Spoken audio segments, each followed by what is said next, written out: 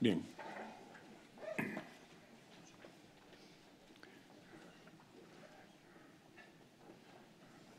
Bueno, vamos a empezar entonces. Vamos a empezar al revés. Esto va a durar como tarde hasta las 9 menos cuarto. Pensamos dedicar hora y media. Como empezamos un cuarto de la tarde, como máximo estaremos hasta las 9 menos cuarto. Y el acto se compone de las siguientes partes. En primer lugar, va a abrir el presidente del Círculo de Empresarios, Jon de Zulueta. A continuación, hablará Pedro Nieto, que es el presidente del Grupo de Trabajo del Círculo de Empresarios de Sanidad. Y luego haré yo una breve introducción al documento. Y a continuación veremos un vídeo de algunos protagonistas de esta iniciativa. Y, por último, Julián moderará la mesa redonda.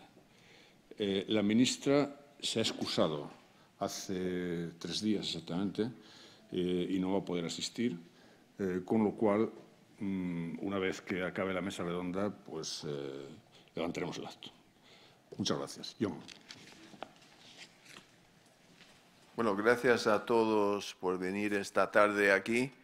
He visto muchísimos amigos y bienvenidos todos los exministros y exministras que tenemos aquí con nosotros. Presentamos el libro que todos tenéis en la mano de 10 temas candentes. Este año lo hemos trabajado el Círculo de Empresarios con los consultores VP y R, donde está Ignacio Riesgo y Julián García Vargas. Antiguamente, yo llevo un poco más de 15 años en el Círculo de Empresarios y yo era presidente del grupo de trabajo, el comité se llamaba de sanidad, y dirigí 2 estudios, uno en 2006 y otro en 2012. Y esta es la primera vez que hacemos un combinado entre el Círculo y este grupo de consultoría, y yo creo que ha salido un trabajo realmente magnífico. Pedro Nieto, como se ha mencionado, ahí en el centro, es el que lleva ahora el grupo de trabajo del Círculo en temas de sanidad. Bueno, una de las cosas que más me ha interesado, obviamente, el tema de sanidad, queremos una sanidad sostenible y es muy difícil con el envejecimiento de la población.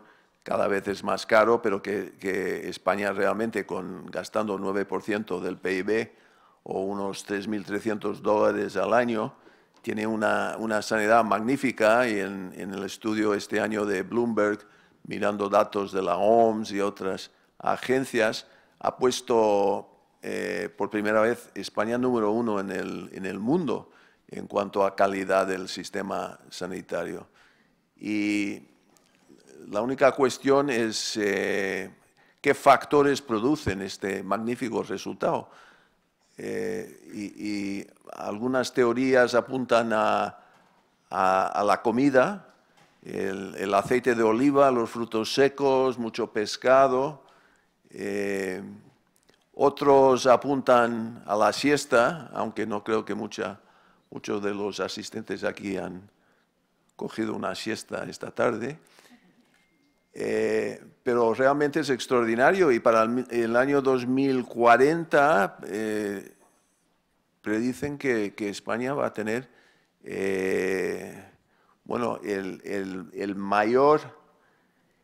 la mayor esperanza de vida de todo el mundo, o sea, 86 años, vamos a superar Japón, o sea que es otra gran noticia. Entonces, aunque somos muy críticos en el Círculo, siempre digo, si no estamos criticando, no estamos haciendo nuestro trabajo, pero realmente en sanidad estamos, España, realmente en un nivel muy alto, pero hay mucho por hacer. Y una de las cosas que más a mí creo que es importante es una agencia independiente, igual que el AIREF, la Autoridad Independiente de Responsabilidad Financiera, un grupo, y está en el libro ahí la sugerencia de hacer, un grupo para hacer la sanidad transparente y entonces comparar una autonomía con otra autonomía, un hospital con otro hospital, todo eso. Eso yo creo que añadiría mucho a la calidad, porque una vez que pones la gente en competencia siempre mejoran las cosas. Y luego, claro, estamos en un mundo de transformación digital tremenda y con inteligencia artificial, big data, telemedicina, medicina personalizada de precisión. Hablando con unos hace pocos minutos, dijimos el famoso estudio de Abril Martorell del año 91, ¿no? Y qué poco ha cambiado desde entonces, pero realmente aquel estudio todavía está vigente, pero tienes que añadir una capa encima que es toda esa transformación digital que no estaba pensado en el año 91. Y entonces el gran desafío, como siempre, es cómo va a trabajar el sector público, por un lado, con el sector privado y los dos unidos, porque 6% más o menos del PIB es público, 3% es privado, los dos juntos es el 9% y sabemos que para mejorar la calidad es importantísimo que trabajen juntos en distintos proyectos. Y yo me acuerdo mis años yo pasé 20 años en este sector y me acuerdo en USP Hospitales que trabajamos listas de espera de cataratas y de operaciones de cadera y todo para aliviar las listas de espera de sanidad pública, y oí ayer que hay una tremenda lista de espera de mamografías en Madrid y ahora acaban de firmar el convenio con hospitales privados para aliviar la lista. Pero eso quizás sea siempre el dato más importante pensando desde la óptica del círculo de empresarios. Aparte de la ayuda que hemos tenido en el círculo con el trabajo de Ignacio y sus consultores, también hay 6 patrocinadores, todas empresas de primera fila, 2 norteamericanas de biotecnología, o sea, Amgen y Celgene, 2 de equipamientos médicos, una norteamericana Medtronic, otra alemana Siemens Healthcare, y luego una empresa farmacéutica suiza enorme, Novartis, que es el resultado de la fusión de Ciba-Geigy y Sandoz. Y por último, uno del sector que conozco muy bien, del sector de seguros sanitarios, Asisa.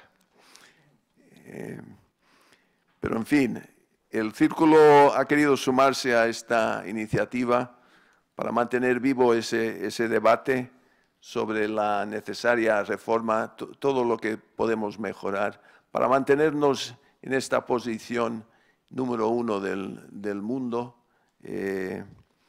Yo creo que hay que esforzarnos cada día más y más. Pero gracias por su asistencia y paso la palabra a nuestro panel. Ignacio. Pedro Nieto. Supongo que está por ahí, ¿no? Buenas tardes a todas las personas que habéis podido asistir a esta reunión de presentación de este documento. De hecho, siguiendo la presentación de John de Zulueta, que yo creo que es sabia presentación, realmente la vocación del Círculo es, en el caso de sanidad, es trabajar para dar ideas sobre una sanidad sostenible pero también innovadora.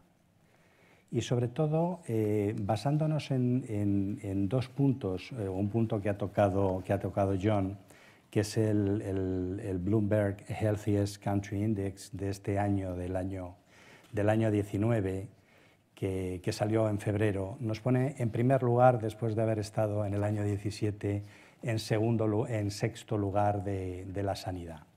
Está claro que ahí se tratan temas de variables de coste, etcétera, y puede ser discutible como todos los índices, pero estar el primero siempre es bueno. Y entonces, pero es curioso, estamos los primeros en ese índice, estamos en el Instituto de Evaluación y Métricas de Salud de la OMS, de la Organización Mundial de la Salud, para el 2040 nos dan casi como seguro ser el país más longevo del mundo, adelantando Japón. Ahora mismo estamos en segundo lugar con Suiza. Entonces, empiezan a pensar en el paradigma español. ¿Por qué? ¿Por qué en España, John decía la comida y tal, ellos hablan del gazpacho, de la paella y tal? Pero después hablan, cuando profundizas, hablan de la atención primaria, por ejemplo. Cómo cuidamos a la gente mayor, cómo se cuidan a los niños, la asistencia muy repetida, muy encima que hay en este país. Entonces, hacemos cosas muy bien. Entonces, si hacemos cosas muy bien, ¿por qué no lo estudiamos en profundidad y también como círculo de empresarios para decir, bueno, saquemos conclusiones válidas para intentar innovar en salud y para ser un referente? España tiene un gasto del 9% del PIB en salud. Sin embargo, el peso específico en el PIB, sumando todos los factores de salud, es casi un 15%, lo que significa que estamos por delante del turismo. Somos referente mundial en turismo, pero yo pregunto, ¿somos referentes mundial en salud? Y en salud, claro, como círculo de empresarios, deberíamos de promover la generación de riqueza a través de algo que hacemos muy bien, que es la salud. ¿Generación de riqueza dónde? Es transformar lo que es el concepto de gasto en el concepto de generación de riqueza para el futuro. Tenemos que conseguir campeones nacionales que exporten no bienes, que es muy difícil, normalmente servicios. Campeones nacionales que se pueden generar, pero hay que dar ideas, hay que contribuir. Después hay muchas áreas dentro de la sanidad que son muy innovadoras, inteligencia artificial, medical devices, un montón de aspectos, diagnóstica, tema de I+D pura. Y dices, hombre, si lo hacemos ya muy bien, ¿por qué no también somos exportadores? Pero por otro lado, somos referentes en turismo, porque también no somos referentes en turismo sanitario. Podemos ser un referente muy importante para traer gente que, además de sol y playa, pueden mejorar su salud, ¿no? Es decir, es un país con muchísimas posibilidades y el cambio entre gasto y generación de riqueza yo creo que tiene que ser promovido por el círculo de empresarios. Fundamentalmente es eso. Por supuesto, hay otro tema fundamental, que es la colaboración público-privada. Pero no como un objetivo, sino como una necesidad. Con una necesidad por muchos aspectos que en el libro de nuestros redactores, Julián García Vargas y Ignacio Riesgo, están muy bien reflejados. Pero ahí tendríamos que también seguir profundizando. La sanidad privada ha venido para quedarse, no, siempre ha estado, genera muchos puestos de trabajo, realmente la sanidad genera 270.000 puestos de trabajo directos, cientos de miles indirectos y además de alta calidad. Y por otro lado es uno de los sectores que más integra el talento femenino en este país. Del orden de 2/3 partes de las personas que trabajan en sanidad son mujeres. Y no por el peso de la enfermería, sino mujeres ejecutivas. En este momento España tiene 12 compañías con presidentes que son mujeres, cosa que deberíamos de estar muy orgullosos, porque creo, yo no lo he estudiado país por país, pero creo que no hay ningún país en Europa que tenga estos índices. Entonces, hacemos cosas muy bien, lo debemos de poner el valor y debemos hacerlo, porque bueno, hay que competir con valor añadido y con ideas y con ilusión. Y por otro lado, hay que crear, desde mi punto de vista, marcos entornos, y eso tienen que ser tanto la parte pública como la parte privada, que posibiliten la generación de riqueza. Es decir, está bien que siempre hablamos del regulador, del gobierno, de tal. ¿Por qué no creamos microambientes de riqueza? Tenemos muchos ejemplos en Europa y en Estados Unidos. Tampoco hace falta ser muy innovador, lo que hace falta es hacerlo. Y se puede hacer. El triángulo de Oxford, Cambridge y Londres, ahora con temas de Brexit, pues quizá es una oportunidad para nosotros porque la gente está muy incómoda allí. Entonces, generemos riqueza. Esto es un poco el mensaje, o parte del mensaje del Círculo de Empresarios. Y cedo la palabra a Ignacio Riesgo, que es la persona que está dirigiendo la reunión. Yo no sé si estoy bien sentado aquí. Eso te iba a decir. Sí, por eso. Me voy para allá. Acaba de llegar Josep, Perfecto. entonces vamos a poner ahí a Josep. Gracias. ¿Cómo estás, Josep? Te pedí para el sitio.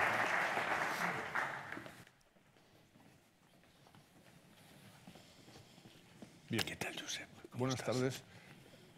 Voy a presentar el documento 10 temas candentes de la sanidad española en 2019 y, aparte de agradecer la presencia de todos, quería resaltar especialmente la presencia de Ana Pastor, que durante las primeras ediciones, porque esta es la 6ª edición ya en la que hacemos este documento, las primeras ediciones ella colaboró muy activamente.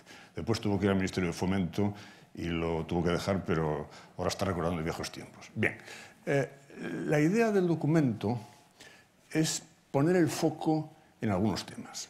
No es un documento sistemático. No, es que no habláis del copago, ni de... No, es que hay muchas cosas de las que no se habla, porque lo que se trata es de poner el foco en lo que llamamos temas candentes.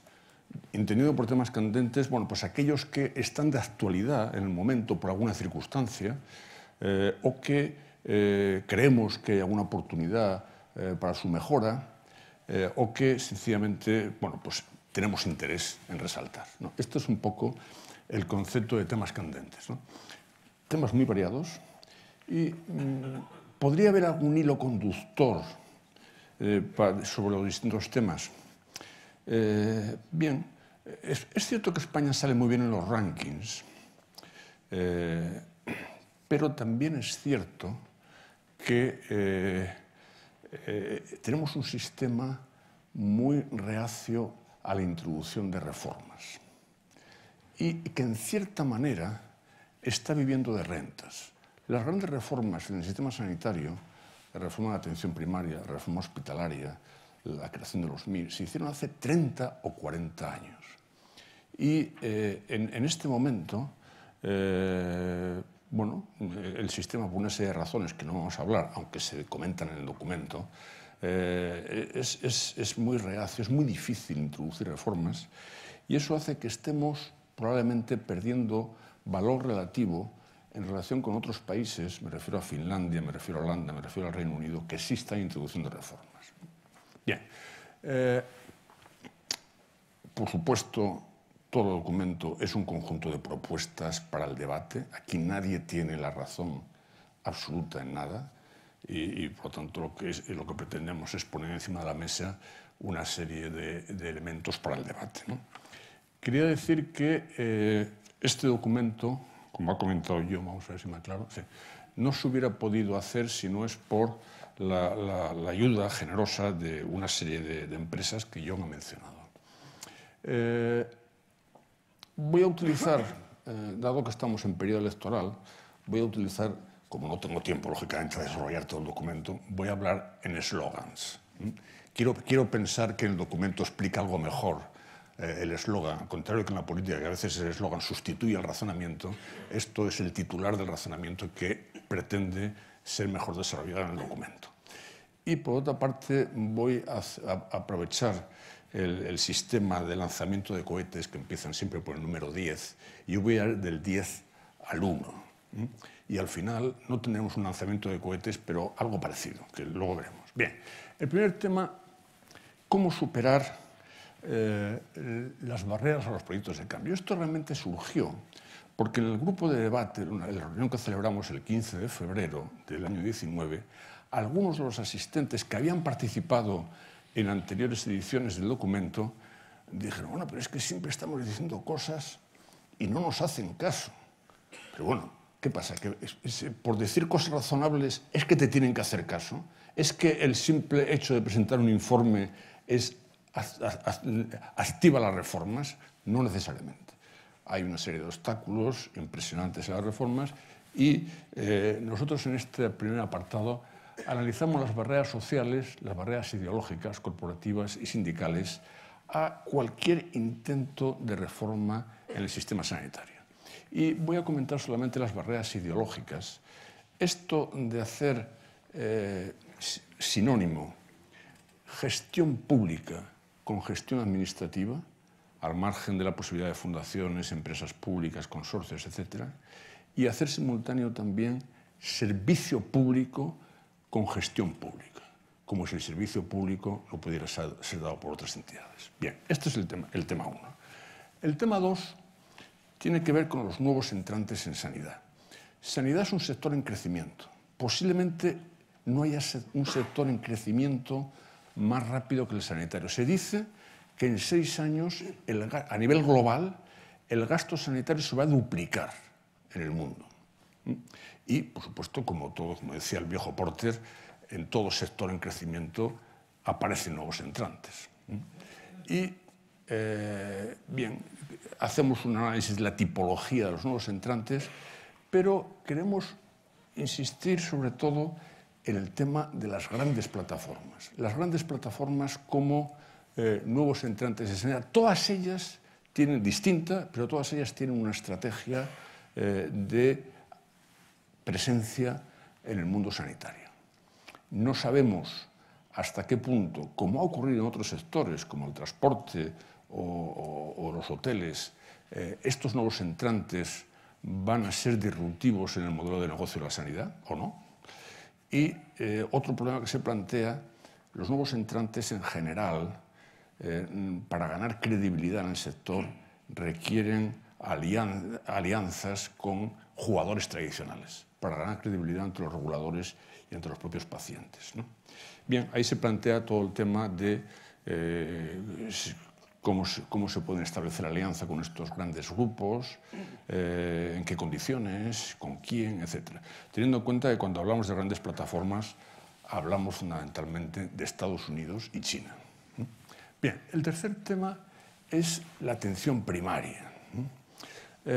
Si hay algún tema candente este año, es la atención primaria. Ha habido conflictos graves en prácticamente todas las comunidades autónomas. Partimos de la base de que la atención primaria es una de las mejores respuestas a los múltiples retos que tiene el sector, porque está demostrado que reduce los ingresos hospitalarios, el entorno más caro en sanidad, mejora la salud, reduce los costes y reduce las desigualdades. Y España tiene un sistema que está valorado a nivel internacional muy potente en el tema de la atención primaria. Lo que se suele decir es que es el eje del Sistema Nacional de Salud. Este es el discurso oficial. Sin embargo, esto es del 2002 al 2017, estos son hospitales y esto es atención primaria. Lo que vemos es que en la época previa a la crisis, esto es la crisis, los hospitales crecieron más en gasto que la atención primaria, sufrieron mucho menos que la atención primaria durante la crisis, que sufrió mucho más, y se recuperaron mejor que la atención primaria. Bien, ha aparecido una auténtica avalancha de documentos a nivel nacional y también a nivel autonómico sobre atención primaria, y lo que decimos en el documento es que probablemente ya no hagan falta más documentos sobre atención primaria. Los problemas están perfectamente identificados y lo que hay que hacer es ponerse manos a la obra. Decimos en el documento el tipo de cosas que creemos nosotros, como tanta gente, que hay que hacer. Por cierto, estoy viendo ahí al presidente de la Sociedad Española de Medicina Familiar, de Medicina de Familia y Comunitaria, que nos ha ayudado en este capítulo. Bien, El tercer tema es el tema de las terapias innovadoras de alto coste. Una tensión que se dan en todos los sistemas sanitarios es la necesidad de incentivar la innovación, porque en último término es lo que aporta terapias que permiten resolver problemas graves de enfermedades, incentivar la innovación y al mismo tiempo hacer accesible esa innovación de manera rápida a los pacientes. Gran dilema que afecta a todos los sistemas sanitarios. Bien, si hablamos de fármacos, que son el hueso fundamental de las terapias de alto coste, lo tradicional era buscar un blockbuster, es decir, buscar un medicamento de venta masiva al que se daba un precio fijo, por lo menos durante el periodo de la patente. Bien, evidentemente esto ha cambiado radicalmente. Ahora ya se buscan medicamentos para un tipo muy específico de enfermedades, por lo tanto, no de ventas masivas, sino de ventas muy limitadas, en general, en algunos casos de alto coste, y se acabó ya lo del precio fijo, sino que hay que ir a estas cosas que vienen aquí: medición del valor aportado por el medicamento, riesgos compartidos, consorcios de idea público-privados, compromisos precio-volumen, descuentos premios por resultados. Toda esa lógica que cambia por completo la manera de trabajar tanto de los reguladores como de las empresas. Y ambos son animales de movimientos muy lentos en este tema. Y posiblemente, aparte de estos temas de los reguladores y las empresas, como tienen en Francia y como tienen en otros países, esta es la comisión que tienen en Francia, que preside el primer ministro, que la crearon en el año 2004, ya se ha reunido 8 veces, y que trata el tema de la problemática de las industrias, Consejo Estratégico de Industria de la Salud se llama, y trata toda la problemática, por supuesto el acceso, pero también la investigación, también la fabricación, etcétera, etcétera, etcétera. Bien, entonces el situar esto como un tema estratégico a nivel de gobierno probablemente sea razonable. Bien. Otra pregunta, otro tema candente, porque ha aparecido este año cantidad de noticias sobre si faltan o no médicos en España. Bueno, posiblemente el único problema que no tengamos, es el número de médicos. El número de médicos estamos por encima de la media por 1.000 habitantes de la OCDE, de médicos por 1.000 habitantes en la media de la OCDE. Pero, aparte de eso, todo lo demás son problemas, en el sentido de que existen disparidades por localizaciones y por especialidades, existe éxodo médico, existe bajos salarios de los médicos, existe discrepancias entre el número de egresados en las facultades de medicina y el número de plazas MIR, existe posiblemente un alto número de facultades de medicina. Es decir, hay muchos problemas, existe precariedad laboral en muchos médicos, sobre todo en atención primaria, y posiblemente lo que planteamos, como hacen otros países, es tener una planificación a 15 años o 20 años, no es nada fácil, con estándares indicativos de necesidades por especialidades. Creemos que el tema del número de médicos no debe dejarse solamente a la identificación de oportunidades de negocio por parte de las universidades privadas o de problemas de prestigio político por parte de universidades públicas o comunidades autónomas. Bien, el quinto tema es el tema de superar las consecuencias de la crisis en el sentido de obsolescencia del equipamiento. Porque la crisis, en términos absolutos, la reducción del gasto sanitario público fue fundamentalmente personal y medicamentos. Pero en términos relativos, lo que más sufrió fueron las inversiones, que prácticamente desaparecieron.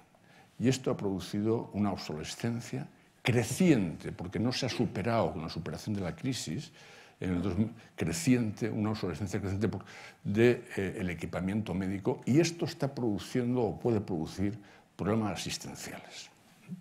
Bien, lo que planteamos en este tema es medidas a corto plazo, una especie de plan Renove para el equipamiento médico, en la línea que lo plantea FENIN también, y medidas a medio y largo plazo en el sentido de establecer criterios generales de renovación del equipamiento, que es algo que no teníamos y que otros países también tienen. Si viene una nueva crisis, tenemos que contar con esta herramienta de criterios de renovación del equipamiento. Bien, el tema 4 es reformas desde el gobierno o desde el sector. Bien, se ha creado la idea de que como las reformas de arriba abajo impulsadas por el gobierno son tan difíciles, bueno, pues lo que interesa es reformas de abajo arriba. Y está muy bien, las reformas de abajo arriba, fundamentalmente, y se han dado pasos importantes e iniciativas muy relevantes, sobre todo en el ámbito de la gestión clínica y de las iniciativas de no hacer en colaboración con las sociedades científicas. Pero evidentemente, a pesar de eso, también hacen falta reformas de arriba abajo. Hay determinadas reformas que si no son de arriba abajo no pueden ni abordarse. Y nosotros en el documento identificamos o separamos entre aquellas más factibles y aquellas de más difícil abordaje. Y entre las más factibles ponemos, lo que citó John, la Agencia de Información Sanitaria. FACME, la agrupación que agrupa a las sociedades científicas, ha hecho una propuesta de indicadores de calidad a nivel nacional. Están hechos, solamente hace falta ponerlos en marcha y es fundamental. Bien, la sanidad privada, un sector en auge que está para quedarse. Bien, la sanidad privada ha crecido muchísimo en los últimos años, en número de asegurados, en recursos y en actividad. Lo que no ofrece duda es que la sanidad privada ha sabido generar un producto que es atractivo ante la población, relativamente barato y que hace énfasis en la accesibilidad y la inmediatez, temas altamente valorados por la población. No obstante, lo que planteamos es que hace falta una política sanitaria que contemple el conjunto del sector y no solo su parte pública, y también que el sector sanitario privado también tiene importantes retos. Ahí la palabra importante es también, porque muchas veces cuando se habla de los problemas del sector sanitario, incluso del privado, se habla de los problemas del sector público, pero el sector privado tiene también grandes retos que si quiere convertirse en un actor fundamental de futuro en el mundo de la sanidad, tiene que abordar. Probablemente la creación o la incorporación de atención primaria, en mayor medida lo que lo tiene, probablemente la superación, al menos parcial, del pago por acto, probablemente un mayor énfasis en la transformación digital. En fin, tiene muchos retos y probablemente el favorecer un seguro sanitario de largo plazo, como me consta que algunas aseguradoras están en ello. Bien, después es ya el penúltimo tema, las empresas, importantes agentes de cambio de renovación del sector. Vamos a ver, lo que partimos de la base de que determinados proyectos que son estratégicos para la renovación y modernización del sector no pueden hacerse si no hay gobierno, ni siquiera el gobierno nacional, mucho menos los autonómicos, que pueden hacerlo si no es en colaboración con empresas privadas. Y me refiero a temas como estos que van ahí: inteligencia artificial, Big Data, blockchain, telemedicina, medicina personalizada de precisión. ¿Hay alguien que pueda pensar que el sistema sanitario por sí mismo, las administraciones públicas pueden avanzar en estos temas si no es en colaboración muy estrecha con empresas privadas? Es inverosímil. Pero seguramente se hará mejor avanzar en todo esto si existen planes nacionales. Y digo nacionales porque probablemente haya que tener también planes autonómicos, pero los temas son de tal envergadura que requieren probablemente un un plan nacional e incluso SOSPOCO, en colaboración con Europa, en alguno de estos temas. Bien, y por último, la experiencia del paciente. Por cierto, estamos muy contentos de que algunos pacientes hayan participado en el grupo de trabajo y también en la mesa redonda. Bien, vamos a ver. A veces, siempre todas las organizaciones dicen, no, el paciente en el centro. Para nosotros el paciente es el centro. Bueno, ya, pero ¿qué significa eso de que el paciente esté en el centro, ¿no? Bueno, lo que decimos en el documento es que, aparte de una serie de elementos que vamos a ver a continuación, hay una serie de consideraciones previas, ¿no?, que son fundamentales. Primero, un tiempo para la conversación con el paciente. Este es el valor absoluto del sistema y cada vez se está deteriorando más. Y no solo en España. Eric Topol, el famoso cardiólogo, acaba de publicar un libro sobre inteligencia artificial y una de las cosas que dice es que en Estados Unidos la reducción del tiempo de la visita médica tan llamativa en los últimos 50 años. Y, bueno, por una serie de circunstancias que no voy a entrar, eso está pasando aquí también. Y, por lo tanto, no hay forma de colocar al paciente en el centro, por mucho que pueda escoger menú o que tenga carta de derechos y deberes perfecta, o esto es, si no se le dedica el tiempo suficiente a la conversación con el paciente. Y, en segundo lugar, las listas de espera y demoras. Listas de espera en atención especializada y demoras en atención primaria. En principio llamamos demoras, y no creo que me corrijan, cuando un paciente no puede ver a un profesional de atención primaria en menos de 48 horas. Bien, claro, esto es un tema importante también, ¿no? Mi impresión, y lo decimos en el documento, es que los políticos tienden a infravalorar la importancia de las listas de espera.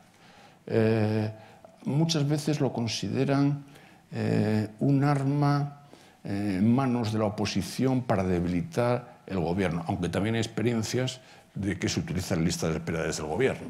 Bien, estos temas son básicos.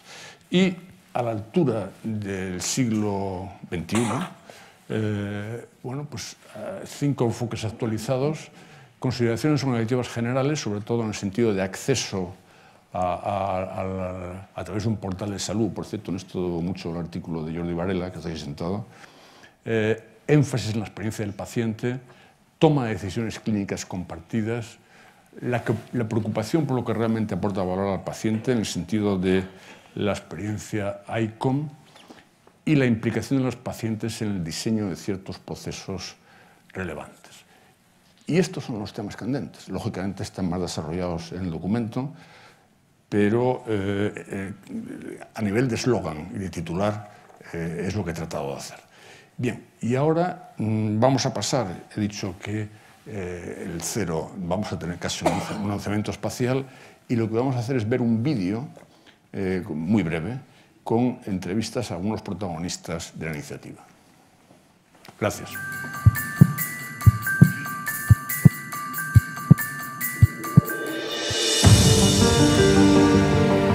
El sistema sanitario es una de las grandes instituciones de cualquier sociedad desarrollada.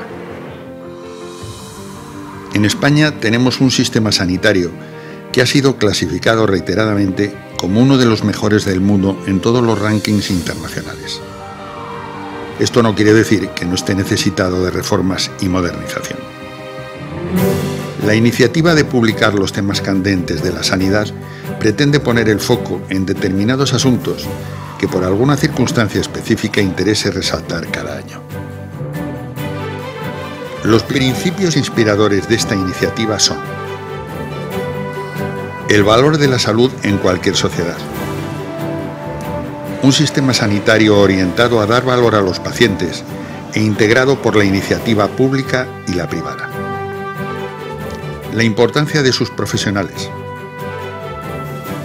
la sostenibilidad como una exigencia de cualquier sistema sanitario, el valor aportado por las múltiples empresas que dan servicios al sector, la incorporación de tecnología y la apertura a la innovación como un componente fundamental de cualquier sistema sanitario de calidad, el necesario impulso a la colaboración público-privada, Desde esta perspectiva, algunos protagonistas de la iniciativa nos explican cómo ven los temas claves del sector. Tenemos un sistema sanitario envidiable y tenemos que hacer que sea sostenible. Es un sistema muy generoso, un sistema de muy alta calidad. Es un sistema universal, que es algo muy importante. Tenemos además excelentes profesionales y en muchos casos se obtienen muy buenos resultados. Creo que un reto muy importante es garantizar la calidad del servicio asistencial actual. Vivimos más, nuestra vida se alarga y ello conlleva también pues, que el aumento de las enfermedades crónicas. Que obliga a cambiar la organización de los sistemas asistenciales. Abrazando un largo plazo en el que se garantice la sostenibilidad del sistema. Esto significa que el aumento del gasto sanitario es muy importante y la sostenibilidad es realmente uno de los retos que realmente tenemos en el sistema sanitario español. Traer innovación que resuelva los problemas con los que se enfrenta el sistema. Evidentemente, sobre todo los problemas de salud, cubrir las necesidades médicas que tiene el sistema, pero además, en la medida de lo posible, hacerlo a precios que el sistema pueda permitirse. La innovación tecnológica produce algunas consecuencias importantes que influyen en la formación de los profesionales, en la organización de los centros y servicios y en los presupuestos financieros del sistema. Asegurar el acceso de forma homogénea en todas las regiones y hospitales y asegurar que este acceso sea realmente de verdad universal. Conseguir que todos los pacientes puedan acceder a las terapias necesarias y más innovadoras con los mejores resultados y hacer que todo esto sea sostenible. Otro de los grandes retos del sistema es asignar al paciente el papel fundamental que tiene que tener como voz activa, participante de ese proceso de creación del futuro del sistema. Y también recoger datos evolutivos de su enfermedad y la aportación de las nuevas terapias es crítico. Las terapias de alto coste que existen y que van a venir y lo que ello implica para la sostenibilidad del sistema. Inversión en áreas nuevas que pueden ayudar a la mejora del sistema y también a superar estos retos que tenemos, como es el tema de la inversión en digitalización y en informatización. Mientras el sector público no consiga introducir cambios en la manera de gestionar los recursos humanos, sobre todo los recursos especializados, será difícil que pueda responder a los retos que tenemos hoy en día. El compromiso de los médicos y del personal sanitario con el sistema. Esta es una condición absolutamente necesaria para que el sistema despliegue todas sus bondades de la manera más eficaz posible.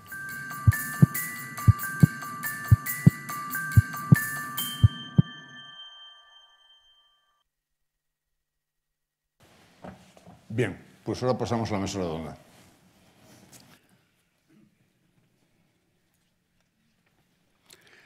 Bueno, la mesa redonda no existe. Es virtual, como tantas cosas en esta vida ahora. Yo quiero empezar por agradecer la presencia de todos ustedes en este acto, el patrocinio de las empresas que nos han ayudado desde el principio, la acogida y el apoyo del Círculo de Empresarios, y quiero agradecer también a los participantes en esta mesa su presencia. Los presentes en la mesa, de izquierda a derecha, son María Vila, presidente de Medtronics de España y Portugal, José Santacreu, consejero delegado de KV Seguros, Josep Pomar, director gerente de Son Espases y vicepresidente de la Fundación Signe, don Josep María Piqué, director del Servei Andorrà de Atención Sanitaria, y Karina Escobar, presidenta de la Plataforma de Pacientes. Yo les voy a dirigir a cada uno una pregunta.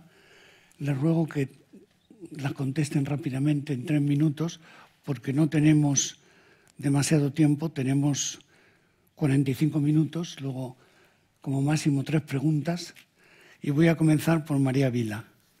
La primera pregunta, María Vila, es ¿cómo han impactado los años de crisis en el Sistema Nacional de Salud y en sus prestaciones? ¿Cómo han incidido en la obsolescencia tecnológica? Pues muchas gracias, Julián. Muchas gracias a los compañeros de mesa y al Círculo y a todos los asistentes. La crisis, pues en España yo creo que todos sabemos que hemos pasado una crisis muy profunda, muy larga, del 2008 al 2014. Y esta crisis, lógicamente, lo que motivó es una disminución importante, unas medidas de contención y disminución del gasto público. Y el Sistema Nacional de Salud, pues lógicamente, se vio impactado también por medidas de reducciones muy importantes. Esta reducción de gastos, además, es que afectó a todas las partidas presupuestarias del Sistema Nacional de Salud. Afectó a los gastos de personal, afectó al capítulo de gastos corrientes, donde se incluyen fármacos, también muchas tecnologías, muchas cosas, y afectó, como nos ha dicho Ignacio, de manera muy significativa al capítulo de inversiones que prácticamente desaparecieron. Esto al final lo que nos llevó es a que hubo un sacrificio muy importante que fue transversal, que afectó a todos los actores del sistema, a todo el sistema sanitario, afectó a profesionales, hospitales públicos, privados, industria y Medtronic, pues lógicamente también nos afectó. Al final todos pasamos por un dolor importante en el sistema sanitario, pero hay algo que sí que hay que decir. A pesar de este dolor y del sacrificio, el sistema consiguió pasar la crisis preservando de una manera bastante razonable dos componentes que son pilares básicos del estado de bienestar y que definen a nuestro sistema de salud, que es la calidad, mantuvo una calidad razonable y buena, y la universalidad. Ahora, también la crisis dejó unas heridas profundas que estamos pagando todavía, que yo resumiría en dos. Una obsolescencia, como hemos hablado, muy importante, obsolescencia del parque tecnológico, que a día de hoy sigue siendo tremenda, y también un retraso en el acceso a la innovación. Nos cuesta más llegar a que la innovación se puedan beneficiar todos los pacientes de la innovación existente. Desde Medtronic lo que pensamos es que la industria necesita ayudar a revertir estas tendencias, porque esas tendencias toca revertirlas ya. No podemos seguir con obsolescencia y con retardo a la innovación. La industria debe colaborar posicionándose y siendo visto como un socio estratégico que ayude a la solución y no a ser solo el problema. Y creo que sería un error por parte de la administración pública si intenta atajar estos problemas sin la ayuda, sin incorporar a la industria en ser parte de la solución, en definir la solución. Muchas gracias, María. A continuación, a Josep Santacreu, una pregunta con relación a su sector. El número de pólizas del seguro privado, colectivas y personales ha crecido mucho en los años de crisis. ¿Se podrá mantener ese crecimiento durante muchos ejercicios más, teniendo en cuenta que gracias a ese crecimiento el sector público ha podido sobrevivir durante estos años haciendo más con menos? Muy bien, buenas tardes. Gracias también por la invitación y por haber tenido la oportunidad de formar parte de este grupo de debate y de reflexión, y que hemos al final alumbrado un documento que creo que es muy interesante. Cuando se habla del periodo de crisis, Ignacio ha dicho que es verdad que en las últimas décadas el comportamiento del sector del seguro de salud, la sanidad privada, es un caso de éxito. Y yo suelo decir que la prueba del algodón, la prueba de fuego de que el sector es sólido y ha venido para quedarse y está muy valorado por la sociedad española, es que a pesar de la profunda y larga crisis que hemos vivido, pues hemos crecido en número de clientes y hemos crecido en facturación. Los que estamos en el sector de seguros sabemos que esto no ha ocurrido en otros segmentos de la actividad de seguros. La mayoría de ramos han decrecido en clientes, han decrecido en facturación, algunos ramos de manera importante, varios años seguidos. Y el sector de salud, de hecho, aquí estamos varios compañeros del sector, nos veían con envidia las compañías de multirramo o de otros que se dedican a otras actividades. Y yo lo que decía y lo que he dicho es, yo creo que esta es la prueba de fuego que de verdad la población española valora nuestra oferta. Yo creo que la gente tiene una plena conciencia de que recibe mucho por lo que paga, y por eso, a pesar de la crisis, no ha habido una caída de carteras. Hemos crecido, pero sí que es verdad que hemos crecido de manera desigual. Hemos crecido de manera desigual porque hemos crecido más en las pólizas colectivas, menos en las pólizas individuales. Ha habido algún año incluso que ha habido decrecimiento neto muy ligero de número de clientes. Y esto me da pie, además que estamos en un periodo electoral, para comentar algo que ha salido en los debates y que es por parte de nuestro sector tenemos la obligación de comentarlo, y es que, como tú decías, ¿no?, el sector privado está aportando un aligeramiento al esfuerzo económico, al presupuesto público que se tiene que destinar a la sanidad. Casi este 20% de población española que tiene algún tipo de seguro de salud, pues está aligerando, esto en los estudios del IDES lo tenemos muy cuantificado, pues una aportación muy importante. Y si esta aportación es tan importante, creemos que sería lógico que hubiera un cierto apoyo fiscal, como lo tienen las pólizas colectivas, que por eso se han comportado mejor durante la crisis. Eso era mi segunda pregunta, ¿eh? Vaya, pues ya me he adelantado, pero yo creo que este es un tema importante. ¿Cuánto tiempo prevés que vaya a seguir este aumento? Bueno, a ver, nosotros somos de la opinión de que vamos a crecer y más que durante la crisis, porque se ha crecido, pero mucho menos que en los años previos a la crisis. Ahora volvemos a estar en un periodo, probablemente con otro tipo de pólizas, con otros planteamientos, pero tenemos la esperanza de seguir haciendo propuestas que atraigan a la ciudadanía y la renta disponible que tengan las familias o empresas, pues sigan pensando que merece la pena pues, aportarla en este complemento de sanidad. Y nunca tiene que ser un tema de contraposición a la sanidad pública, porque obviamente tienen que convivir los dos sistemas. Muchas gracias. A continuación, una pregunta a Josep María Pomar, gerente de Son Espases y vicepresidente, como he dicho, de la Fundación Signo. Son Espases es la obra de infraestructura más importante realizada por la sanidad balear en importe y complejidad. ¿Cuáles son las dificultades más grandes para un gerente para hacerla funcionar todos los días? Sí. Bueno, gracias a Ignacio, al Círculo y a Julián por invitarme a participar en la confección de este proyecto, ¿no? Un proyecto que yo creo que hay que verlo un poco en coleccionable, ¿no? Yo creo que lo interesante de las ediciones de los temas candentes es ver un poco no solo el de este año, sino el del anterior. El del anterior recomendaría porque da una visión muy completa de problemas que no se superan de un año para otro.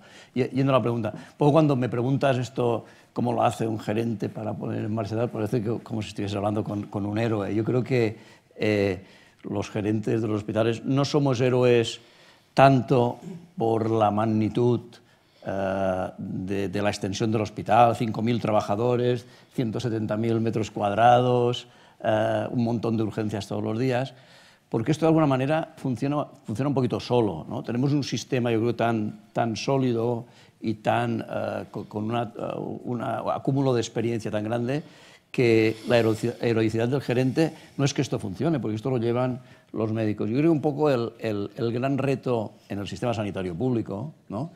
Falto pues, de algunos instrumentos de otro tipo y con un entorno pues, a veces, como se dice, rígido, etc. El gran reto es cómo hacerlo todos los días para motivar, para escuchar, para conciliar intereses, para asegurar que esta cultura del gestor o del planificador político que tenemos por encima no se distancie de cada día más de la cultura clínica, de la cultura del médico, que los problemas del día a día, de las camas, de las urgencias, de las derivaciones, de las reclamaciones, no haga perder al gerente un poco la visión, que yo creo que un poco la obligación de impulsar cambios, de impulsar adaptaciones al entorno cambiante, de mejorar los procesos, de mejorar la relación con otros actores. Yo creo que esta es la auténtica dificultad de un gerente. En el documento, a mí también me ha llamado la atención, en el capítulo este que habla del cambio, pone dos ejemplos. Uno, el marco conceptual del National Health Service, ¿no? Y salen palabras como motivar, movilizar, liderazgo, difundir. O sea, no sale la cuenta de resultados, no sale el presupuesto, no sale la tecnología en un lugar destacado, ¿no? O el Institute for Healthcare Improvement también habla de impulsar el compromiso, codiseñar el cambio, distribuir el poder. Esta yo creo que es la auténtica dificultad que se tiene al gestionar un gran centro público, el ser capaz de motivar, de convencer a los médicos de que hay que cambiar, ¿no? Y romper este tipo de rigideces, más que aspectos que son los que más llaman la atención por volumen, por actividad y por complejidad. Muchas gracias.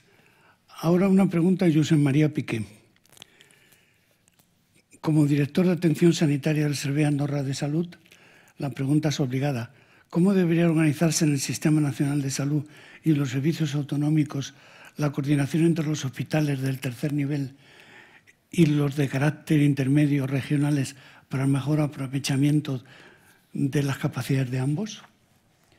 Bueno, primero me adhiero al agradecimiento de mis compañeros a la iniciativa de poder estar aquí. Tenemos una gran información en este momento que nos da un dato, que es que los procedimientos complejos deben hacerse en agrupaciones de profesionales, por dos cosas. Porque si un profesional no hace un determinado número de procedimientos, no puede ofrecer calidad, y porque el ciclo de amortización de las inversiones en recursos humanos y en equipamientos, si no están dentro de un volumen de actividad, es un desastre desde el punto de vista de calidad y económico. Por tanto, esto está obligando a los servicios de salud de todos los países a hacer ejercicios de concentración de la actividad. En nuestro país esto es especialmente crítico porque tenemos dos niveles. Dentro de una misma comunidad autónoma deberíamos hacer agrupaciones de este tipo de patología y luego tenemos diferentes comunidades autónomas. La información dice que por algunos procedimientos las cifras pueden ir desde 500.000 hasta 2 millones de personas necesarias para ser eficiente una organización. Si miramos nuestras comunidades autónomas, tenemos 9 comunidades autónomas que están en el rango de 2 a 8 millones y que podrían ser autosuficientes para casi todos los procedimientos. Pero tenemos 5 que están entre 1 y 1,5, que para la mitad de los procedimientos no serían eficientes, y tenemos otras 5 que están por debajo de los 580.000 habitantes y probablemente ninguno de los procedimientos de ahí se hacen son eficientes suficientemente. Este es el diagnóstico. Tratamiento. Consejo Interterritorial, que no ha funcionado porque la agenda política no ha permitido que funcione. Mi propuesta: desdoblar el Consejo Interterritorial en 2 niveles: el político, donde se puede debatir ahí pues el porcentaje del PIB que se dedica a este país, si hacemos copago o no hacemos copagos, si qué grados de despenalización del aborto hay, y ahí se pueden estar encallando en estos temas. Y poner otro de técnico, donde se haga un análisis de cuál es la cartera de servicios de cada uno de los niveles de hospitales de este país, qué redes de asociación de hospitales hay que crear y qué sistema de facturación transparente tiene que haber entre las comunidades autónomas. Yo creo que si hiciésemos esto, estaríamos en una vía de solución del problema. Bueno, aquí personas que han estado en el Ministerio dirigiendo el Consejo Interterritorial y que han ensayado algo parecido a través de comisiones de técnicos especializadas. Luego les podemos dar la palabra. Ahora corresponde a Karina Escobar contestar la siguiente pregunta. Los profesionales sanitarios han realizado un gran esfuerzo para hacer más con menos durante los años de crisis. ¿Son conscientes de ello los pacientes? ¿Cómo habría que reconocérselo a los profesionales? Bueno, primero, muchísimas gracias por invitar a la Plataforma Organizaciones de Pacientes a participar en este evento y en el libro. Y bueno, nosotros somos muy conscientes, sobre todo las personas con enfermedades crónicas, que utilizamos muchísimo el sistema. Somos conscientes del esfuerzo que han hecho nuestros profesionales sanitarios, en este caso la pregunta de los médicos, ¿no? Y un poco cómo su apuesta, ¿no?, por ese querer a sus pacientes y poder pues mejorar su salud ha hecho pues un gran empuje y haga que sea más sostenible la sanidad. Los pacientes también hemos sufrido mucho, porque con la crisis, estar enfermo supone una crisis ya no solo de salud, sino de recursos económicos. Hemos tenido también en esta crisis una situación donde sentimos más la enfermedad, quiero decir, podemos tener más síntomas porque nuestra situación social, económica y de familiar, pues en ese momento también está en crisis, ¿no? Entonces yo creo que ni médicos ni pacientes tendríamos que estar sufriendo esto, sino que habría que invertir mucho más en sanidad y en los servicios sociales que acarrean, ¿no?, las necesidades de las personas con enfermedades crónicas y de la ciudadanía en general. Muy bien, muchas gracias. Ahora una nueva pregunta a María Vila. ¿Cómo se ha compensado la caída del gasto público en el Sistema Nacional de Salud? ¿Qué papel ha jugado en esa compensación el sector privado? La verdad es que en la compensación han tenido que entrar todos los actores. Ha caído el gasto público, la inversión prácticamente ha desaparecido. Y esto pues ha habido que compensarlo, pero un poco entre todos, entre la Administración cuando la ha tocado, los profesionales a los que yo admiro, cómo han ido compensando sin medios, cómo han podido hacer su trabajo, alargando la vida de los equipos, dado que no había renovación de equipos, alargando la vida de los equipos mucho más allá de su vida útil y consiguiendo, bueno, los gerentes, que yo sí creo que sois héroes cuando no tenéis medios y tenéis que compensarlo. Por supuesto los pacientes. Y la industria, pues como es nuestro deber, también nos toca compensar, hablando del sector privado, la industria nos toca también pues, pagar un poco compensar y ayudar en la crisis. Ahora, desde Medtronic pensamos que realmente el papel del sector privado, el papel de la industria, podría haber sido mucho mayor al que fue, desde nuestro punto de vista, si desde la Administración se hubiesen activado dos palancas que yo creo que son importantísimas. Una es la de la colaboración público-privada, de la que se habla bastante también en la publicación, pero dejándonos de demagogias y entendiendo por colaboración público-privada el poner en común conocimiento, recursos, experiencias, al final para la consecución de un resultado público, de un mejor resultado público, porque la salud no es ni pública ni privada, la salud es de los pacientes, es de quien es. Y la segunda palanca que se podría haber activado y habría permitido que el sector privado y la industria hubiese colaborado más y compensado más los efectos de la crisis sería que hubiese habido desde la Administración una visión más a largo plazo, que nos hubiésemos podido salir del corsé que nos suponen los presupuestos anuales, donde es muy difícil que nos unamos distintos actores a intentar promover cambios clínicos, cambios en procesos, cambios organizativos, cuando muchas veces el ciclo que requeriríamos va mucho más allá del año que tenemos. ¿Cómo se supera el largo plazo con los interventores? Esta es pregunta para... Es una pregunta adicional a la que te acabo de hacer. ¿Cómo se supera el largo plazo con los interventores? Interventores en tecnología. Que no, interventores de Hacienda. Con los interventores. Bueno, es que yo creo que mal lo superaremos si la intervención que estamos haciendo lo que mira es únicamente el precio y el coste. Yo creo que aquí la clave está en que si queremos salir de donde estamos y llegar a ese largo plazo y superar el momento en el que estamos, está claro que hay que invertir. Pero invertir no es el objetivo, invertir es un coste, sí, pero es que el objetivo no es invertir, gastar más. Lo que tenemos que hacer es invertir y gastar bien para el objetivo que queremos conseguir, que es el valor en salud. Yo creo que si empezamos a hacer intervención de resultados en salud, en vez de intervención del precio y el coste, conseguiremos una cuadratura del círculo que tan difícil es. Sí. Muy bien, muchas gracias. Ahora una pregunta a José Santa Creu. ¿Qué debería hacerse para mejorar la coordinación entre el seguro público universal y el seguro privado? ¿Qué tratamiento fiscal deberíamos darle? ¿Podría este llegar a ser sustitutivo del público, partiendo del hecho de que no somos tan ricos para tener dos sistemas de seguro que no tienen ninguna relación entre sí?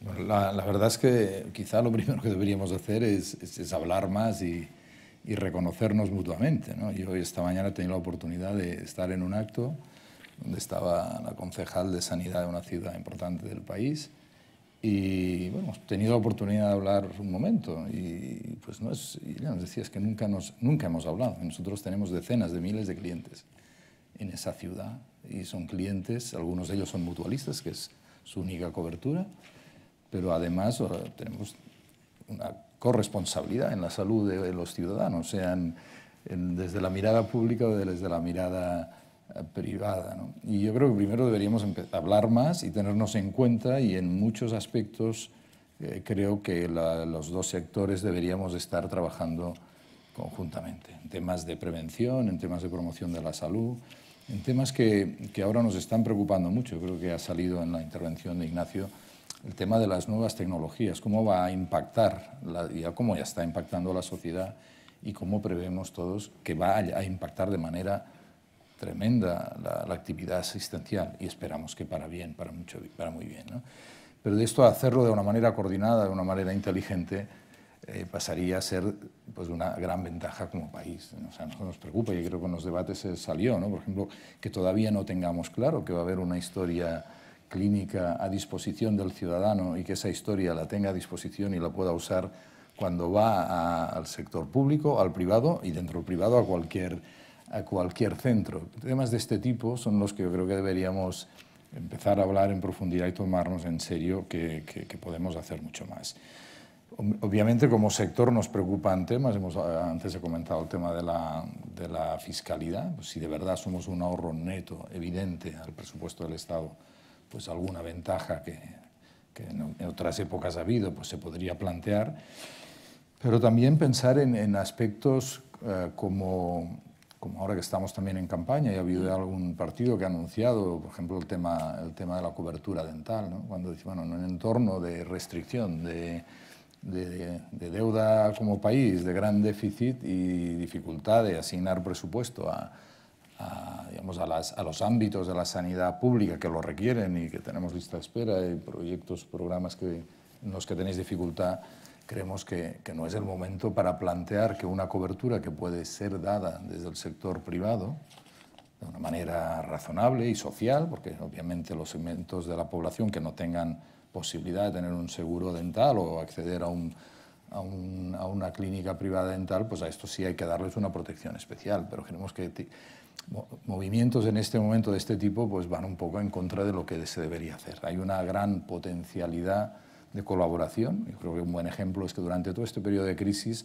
se ha citado que el sector público, de cierta manera, se ha descapitalizado en inversiones, pero si lo miramos desde la perspectiva de la sanidad privada, yo creo que todos somos conscientes de que ha habido un ritmo de inversiones, sobre todo los grandes grupos hospitalarios, pero en general en la sanidad privada en España ha habido nuevas clínicas, nuevos hospitales, inversiones en tecnología, y es un momento, yo creo, adecuado para aprovechar esta capacidad y buscar vías de encuentro, como ya se ha citado en temas de apoyo de listas de espera, pero también en segmentos concretos de cobertura, como es el caso de las mutualidades o como el que estoy comentando del tema dental.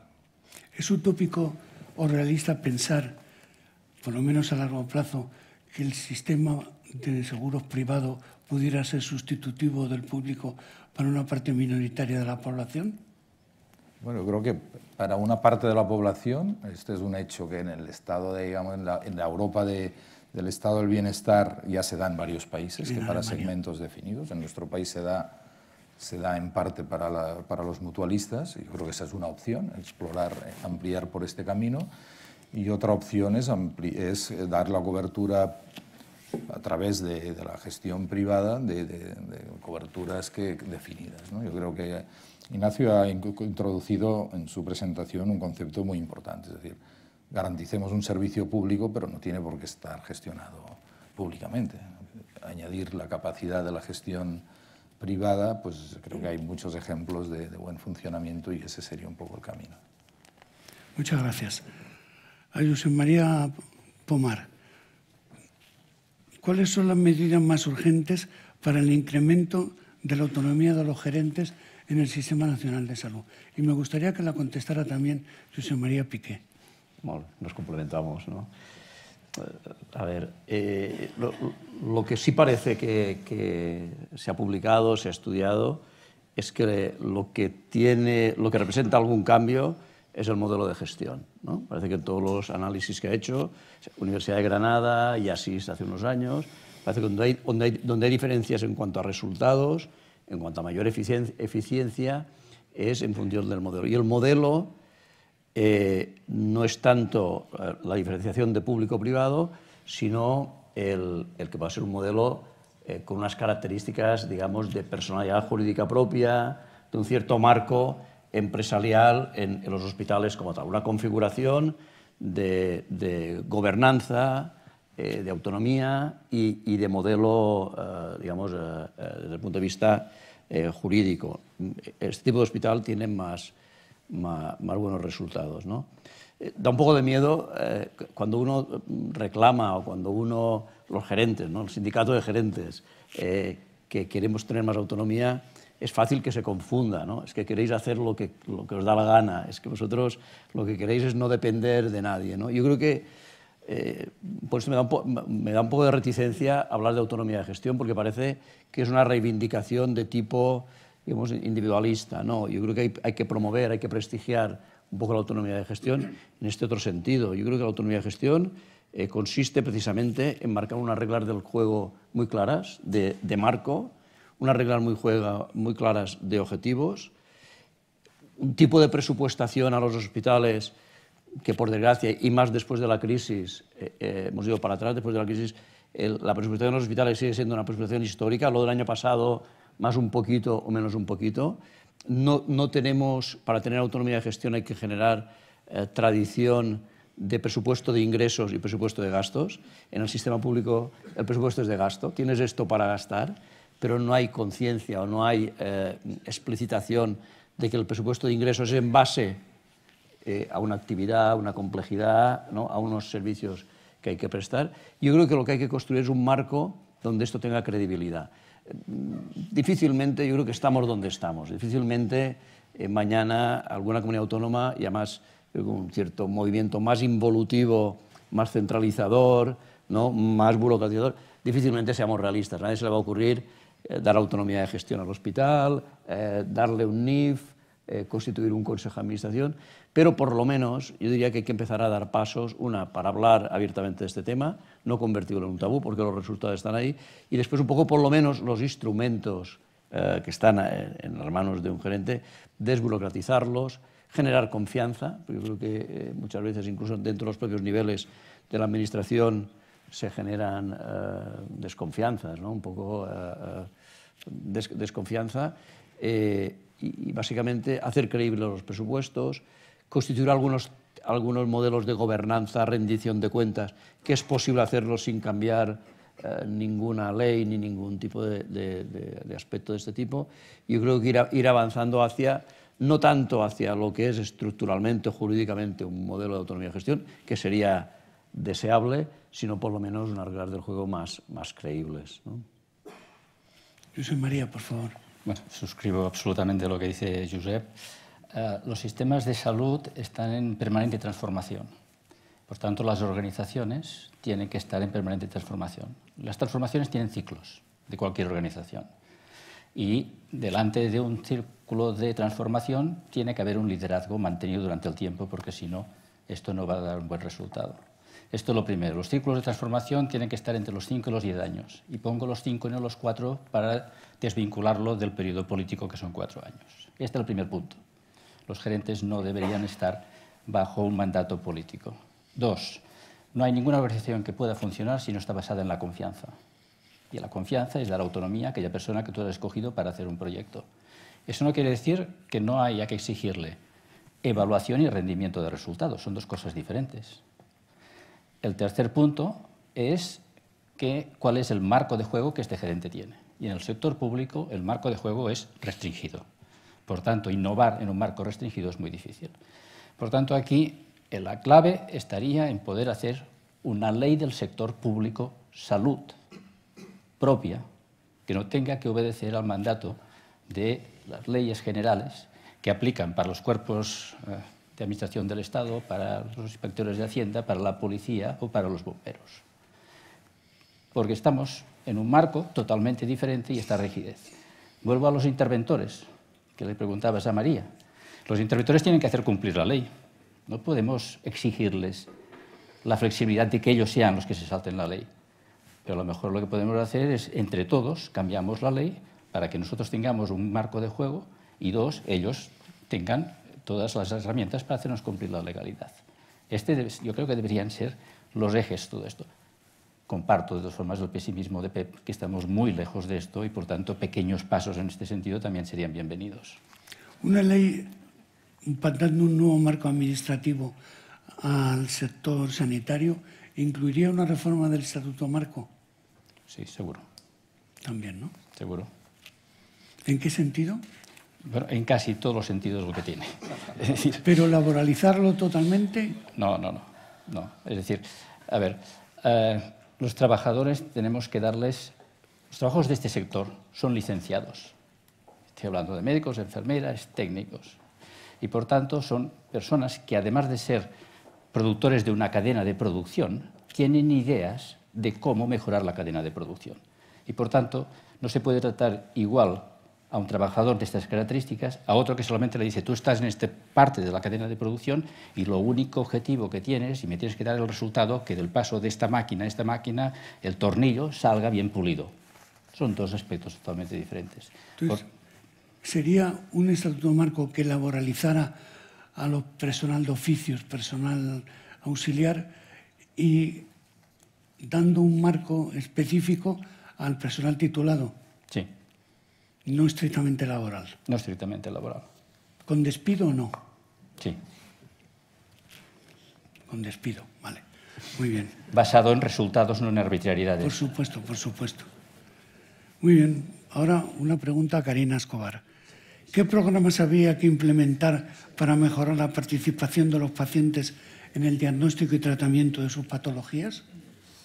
Bueno, yo creo que por un lado también está la participación activa de los pacientes en este proceso de cambio, ¿no? En cómo innovamos en procesos más dirigidos a crónicos, que son un poco los más caros, los que hay que sostener, y un poco demográficamente donde vamos a tener un mayor crecimiento. Creo que contar con la experiencia del paciente, esa experiencia que al final es conocimiento, y ese conocimiento lo podamos aplicar, se basa en buscar espacios de encuentro, ¿no? Espacios estables, donde no solo se nos pida qué pensamos de algo o cómo medimos la calidad del servicio que nos han prestado, sino que podamos ir más allá. Si yo llevo desde pequeña utilizando el Sistema Nacional de Salud, pues en 30 años de enfermedad pues conozco los servicios, qué es mejor, qué es peor, dónde habría una mejora, en los diferentes niveles asistenciales, cómo podríamos mejorar esa continuidad asistencial tan importante para nosotros. Y bueno, toda esa parte, no utilizarnos, creo que es una pérdida de oportunidad bastante importante. De cara a preguntarle al paciente, y lo hemos visto en el estudio, lo ha comentado Ignacio, cuando hablamos de comunicación, ¿por qué conversamos con el paciente? Pues conversamos al final para que tenga mejor salud y sea más sostenible, sea más corresponsable. Quiero decir, si yo converso más, voy a prevenir que ese paciente, primero, que si es adherente, si no es adherente, si le ha pasado una crisis en su vida. Puedo hacer esa medicina también predictiva y preventiva de lo que le puede pasar humanamente a la persona, que vaya al final a repercutir en su salud. Con lo cual yo creo que hay que crear espacios, que hay que aprovechar todo el movimiento asociativo de pacientes que existe en España. Nosotros solo en nuestra plataforma tenemos 1.200 entidades trabajando en el territorio que ya trabajan con lo sanitario y con lo social y con los pacientes. Y por otro lado, pues gestionar cambio, ¿no? Nosotros también somos palanca de cambio dentro de un hospital o dentro de la administración o de una comunidad autónoma. Palancas de cambio porque hace falta también gestionar el cambio en los profesionales y también en lo que serían las gerencias. Muy bien, muchas gracias. Para María Vila, por favor, ¿de qué manera podría orientarse más eficientemente la recuperación del gasto público en el Sistema Nacional de Salud? Bueno, lo primero es que tenemos que estar todos de acuerdo, yo creo que lo estamos, en que se tiene que recuperar el gasto público. El gasto público, yo creo que debemos aspirar a que esté como está el de otros países europeos o el de otros países de la OCDE con los que nos comparamos para otras cosas. Yo creo que poco a poco se empieza a recuperar, pero es que esto va a llevar mucho tiempo. Entonces, ¿qué hacemos? Bueno, yo hablo desde Medtronic, a quien represento.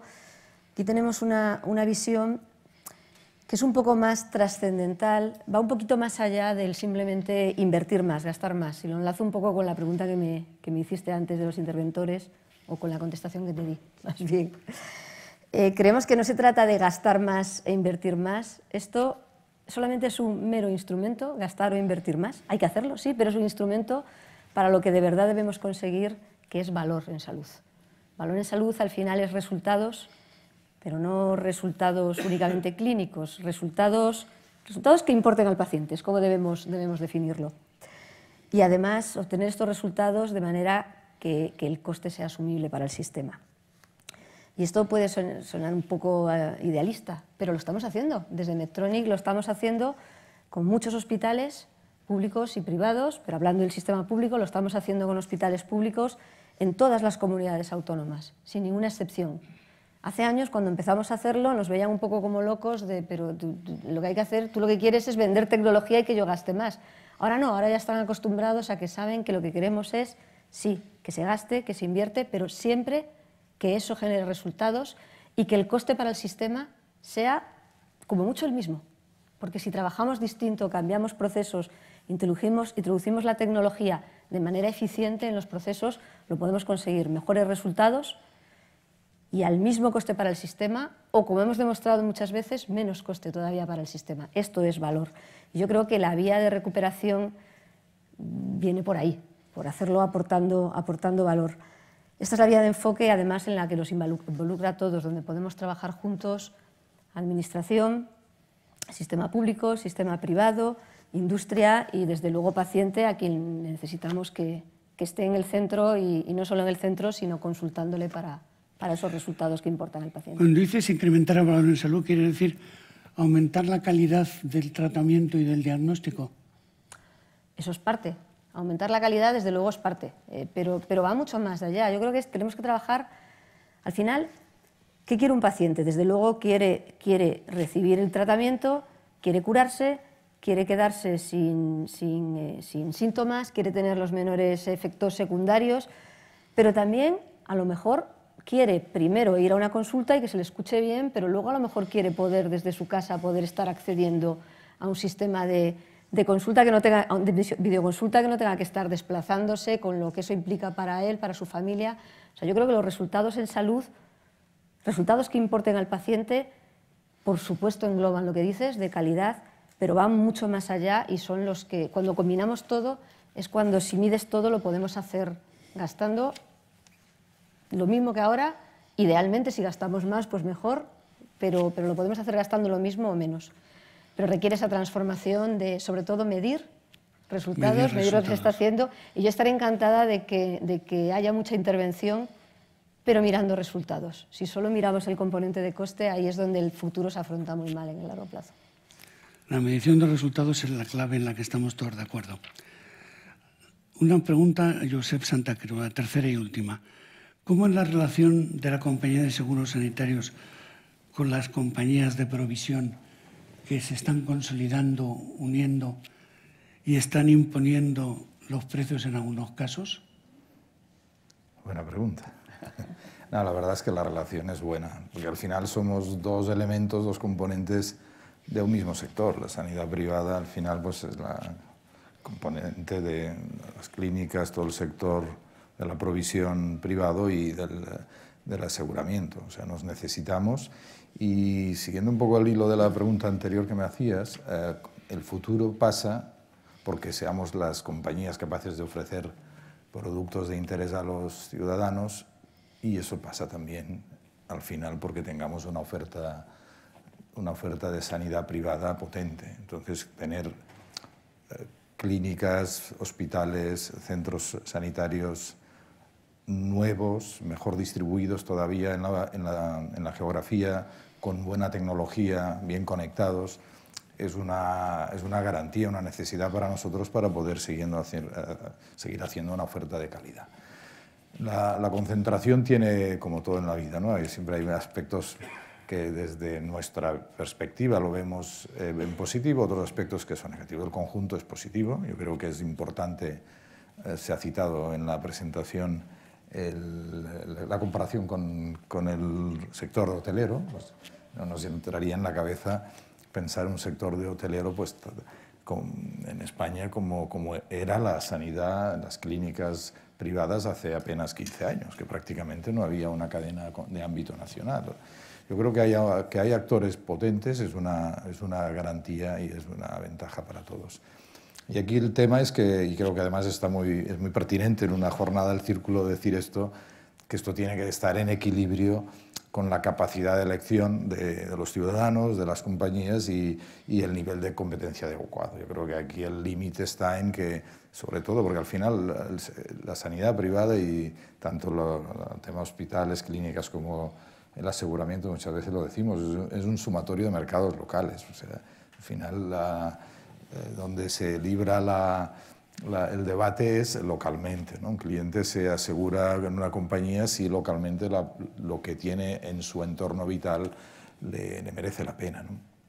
Y ahí pues yo creo que es lo que nos puede preocupar desde el sector asegurador, y creo que en un entorno que fomenta la libre competencia desde siempre, como es el Círculo de Empresarios, está bien decir. Es decir, el límite es que haya un nivel de competencia adecuado y que haya una capacidad de elección amplia, y ahí pues quizá una excesiva concentración puede llevar en algún momento a tensiones en algunas ciudades, y ese sería el límite, ¿no? Muchas gracias. José María Pomal, por favor. ¿Cómo está funcionando la nueva ley de contrato del sector público?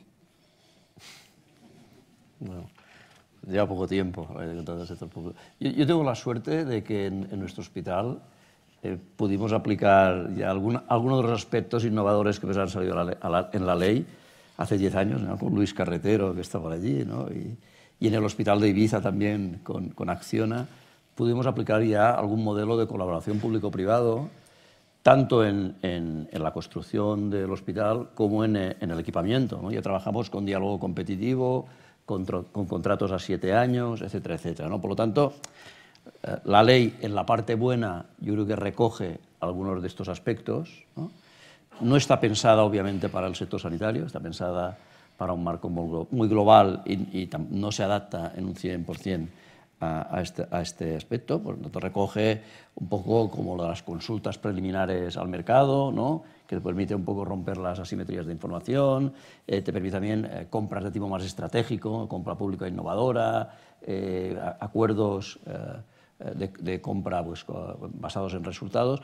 Tiene algunos aspectos positivos. Yo creo que es muy enmarañada, o sea, la impresión que tengo es que complica muchísimo la elaboración de pliegos, traslada un poco el protagonismo, yo creo, un poco al elemento jurídico más que al elemento técnico, gestor, etcétera, etcétera. Al final, casi quien saca los concursos es el elemento jurídico, bueno, porque va poniendo peor. También la experiencia de los últimos tiempos y en la ley es que también puede dar lugar a muchas más impugnaciones, a muchas más interpretaciones, con lo cual enlentece los procedimientos. O sea, yo creo que la ley, los elementos positivos que tiene, leía un análisis que se hacía desde el ámbito jurídico, hay que tener la inteligencia para sumarlos, juntarlos, identificarlos y presentarlos en un pliego o en una oferta. Entonces, esto no es fácil, ¿no? En este sentido, tiene aspectos positivos, pero que requerirá mucho tiempo de adaptación. Yo creo que ahora mismo ha producido un parón importante, ¿no? Una avalancha de último minuto más un parón. Tienes pues aspectos que yo creo que también a un gerente le entorpecen, lo del pasar de los 18.000 euros del menor a los 15.000, no se entiende, ¿no? O sea, cuando los productos son más caros, el IPC va subiendo, resulta que hace 10 años podíamos comprar 18.000 euros directamente y ahora solo podemos comprar 15.000. No es tontería, lo que habría sido subirlo a 25.000, ¿no? Parece que nos van restringiendo la capacidad de maniobra un poco por esta especie de desconfianza que sigue persistiendo en todo lo que es público, ¿no? Cuidado, que no sé qué. También un poco estas interpretaciones que ya estaban, que nos están también sesgando muchísimo, con interpretaciones incluso muy restrictivas, ¿no? No se puede comprar en el mismo año, no se pueden hacer 2 contratos menores, ¿no? Otro dice, no, no es en el mismo año, sino que incluso es en el periodo de 12 meses, nos decían uno, jolines. O sea, lo he comprado en noviembre, pero hasta noviembre año que viene no puedo volver a comprar un menor de este producto a un proveedor. Entonces yo creo que hay cuestiones muy positivas desde el punto de vista estratégico, global, que requerirá posiblemente experiencia de uso, y después algunas pues, que parecen que entorpecen un poquito la gestión. Muchas gracias. A Josep María Piqué, ¿qué debería hacerse para mejorar la coordinación entre servicios públicos asistenciales y servicios privados, tanto en diagnóstico como en cirugía, urgencias o en listas de espera?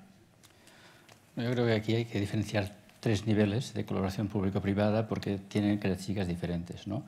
Una es la del buffer que hacen los servicios privados a las listas de espera públicas. Y esto va a existir siempre. Es decir, es una situación consustancial de los sistemas públicos tener listas de espera porque es lo que puede regular en un momento determinado el gasto del sistema. Evidentemente, cuanto más eficiente es el sistema público, menos terreno de juego habrá para lo privado.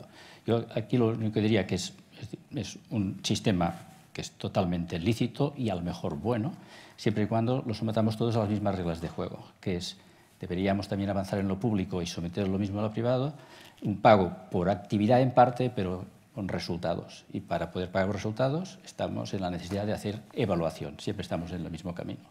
Y por tanto habría que evaluar de la misma forma el sistema público y el privado, y con esta regla de juego yo creo que esto es transparente y totalmente aceptable. Esta es una. La otra, otro eslabón, es que las empresas del sector se le den concesiones de gestión. Eso es otra circunstancia.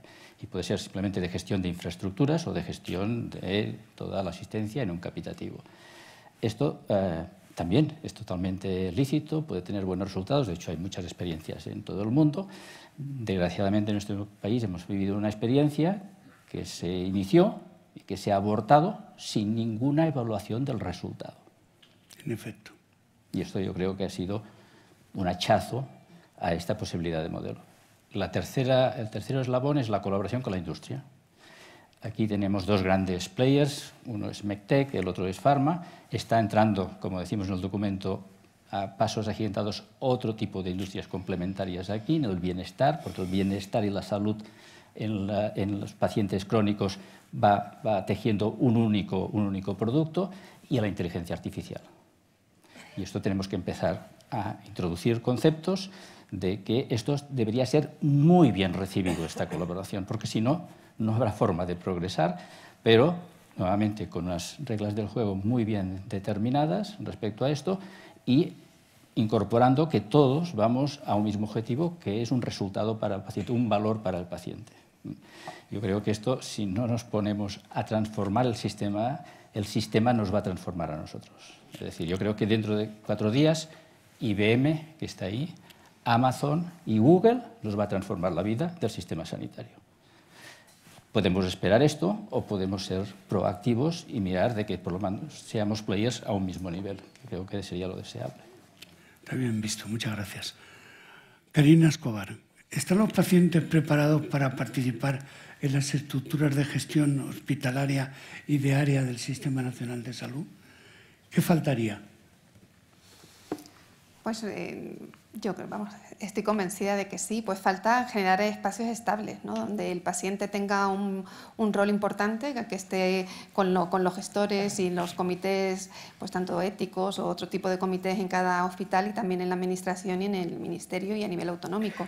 Creo que es fundamental que se generen los espacios porque nosotros estamos preparados para aportar. Consideramos que tienen que haber cambios importantes, que no podemos seguir esperando, que los pacientes crónicos vamos a más, somos pacientes complejos, pluripatológicos, polimedicados, todo esto que ya sabéis, pero que se traduce también en necesidades sociales muy importantes. La familia ha sido el gran sostén para los pacientes crónicos en España y ahora mismo si pensamos que el 94% de las familias españolas que tienen una persona con Alzheimer la está cuidando a la familia. Quiero decir, dentro de unos años, ¿dónde está esta familia? ¿Dónde está este sostén? Y cómo cuidamos, ¿no? de estos ciudadanos que van a tener cada vez más necesidades. Creo que nuestra participación es fundamental porque vamos a ser corresponsables de lo que pasa en un futuro y nos tienen que dejar hacer, ¿no? Y que no tengamos que volver a convencer a nadie de la importancia que tiene la participación nuestra como pacientes y como ciudadanos en decisiones que tienen mucho que ver con nuestro futuro. Muy bien, eso es lo que decimos en el informe. Queridos John e Ignacio, vamos exactamente en hora. ¿Nos podríamos estirar 5 minutos para 2 preguntas del público, rápidas, a cualquiera de los intervinientes? ¿Ignacio? Vale. Pues 2 preguntas del público rápidas, por favor. Pepe.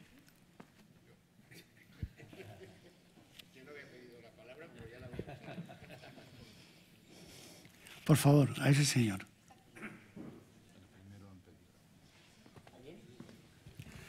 El senador.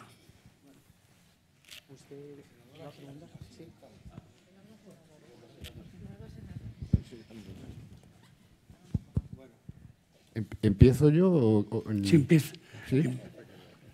Me da igual, como nos han dado el micrófono a los dos. Bueno, me parece... Empieza tú. Me parece una iniciativa loable, una sesión súper interesante y quiero agradecer a las personas que estáis ahí en esa mesa virtual redonda, vuestras reflexiones bien argumentadas, ¿no? Un comentario para que opinéis. Cuando habéis hablado, o cuando alguien ha hablado en relación al papel del Consejo Interterritorial, creo que eras tú, ¿no?, que planteabas un nivel político y ahí que se enrollen y un nivel técnico que son los buenos, creo que estamos muy fuera de la realidad, entiendo, sinceramente, porque cualquier cosa, absolutamente cualquier cosa, de la sanidad que afecte a los ciudadanos genera, primero, la necesidad y la obligación de que los responsables políticos estén ahí, procurando con la mejor de las intenciones el bien común. Pero es que también casi cualquier cosa de las que se discuten contempla visiones, intereses contrapuestos. Y pensar que los responsables políticos van a quedar ajenos a cosas que se consideran técnicas porque tienen un componente técnico, pero que también están implicados en intereses, en puntos de vista, incluso ideologías diferentes, yo creo que no es realista. Me parece una reflexión provocadora, pero precisamente para provocar el debate, yo diría que buena parte de las cosas que no fue capaz de adivinar el informe de Abril Martorell fue precisamente no entender cómo son las cosas en la política, que son el reflejo de cómo son las cosas en la sociedad. Y a mí me parece que aquí tenemos mucho que aprender mutuamente, ¿no? Pero me parece en ese sentido interesante. José María, ¿quieres contestar? Bueno, comparto lo difícil que debe ser esto. Lo comparto absolutamente, lo cual no me quita el razonamiento de que debería ser deseable. Yo creo que innovar en política también estaría bien. Y por tanto, es decir, el inmovilismo que estamos exigiendo que cambie en nuestro sector salud, pues también sería deseable que fuese en la política. Y continúo creyendo que esto debe ser una utopía totalmente. Una precisión, no estoy alejando al político de la decisión final. Pero es que si empieza el político desde la decisión técnica al final, es un recorrido que por lo menos se ha demostrado que no se produce. Dejemos a los técnicos por lo menos elevar una serie de propuestas y evidentemente algunas de ellas tendrán que ser bendecidas por lo político. Esto estamos absolutamente de acuerdo. Lo habéis hecho a través de comisiones, ¿no? Y luego tal. Mi pregunta es, ¿estáis satisfechos con el resultado? Desde la vertiente nuestra no lo estamos. Por tanto, es decir, algo no habrá funcionado todo bien. Y es por eso que decir, invertir un poco esto en el sentido de decir, dar mucho más protagonismo a las soluciones técnicas bien elaboradas, bien contrastadas, y algunas decisiones finales tienen que ser técnicas, no pueden ser políticas. Y algunas de estas tienen un aspecto político, evidentemente, no vamos a dejarlos fuera, digamos, de los representantes del pueblo que tienen la autoridad respecto a esto. Estoy matizando simplemente lo que estás diciendo, pero creo que es ligeramente distinto. Muchas gracias. Senador y profesor, ¿funcionará el micrófono?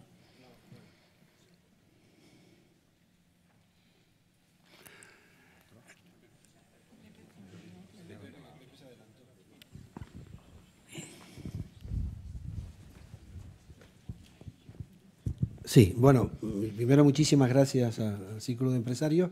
Algunos han creído que los círculos eran morados y los círculos son empresariales hace más de 20 años y son en positivo y no en negativo. Creo que es importante. Bueno, yo, me llama senador el ministro Vargas, soy un cirujano, catedrático de cirugía, que voluntariamente está en política, que no ha dejado de ser ciudadano y que entiende un poco de lo que estamos hablando. Lo felicito.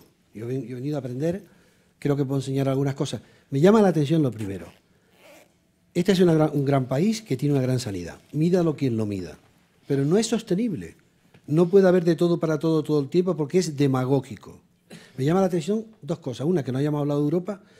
Somos un distrito único sanitario europeo y las grandes soluciones a los problemas españoles solo serán nacionales y europeos. No pueden ser individualmente de ningún otro tipo. En segundo lugar, no es sostenible. Es demagógico decir que es sostenible. Nosotros somos un país signatario de Maastricht, modificación de Ámsterdam y Tratado de Lisboa, en el cual he participado. Y lo dice muy claro.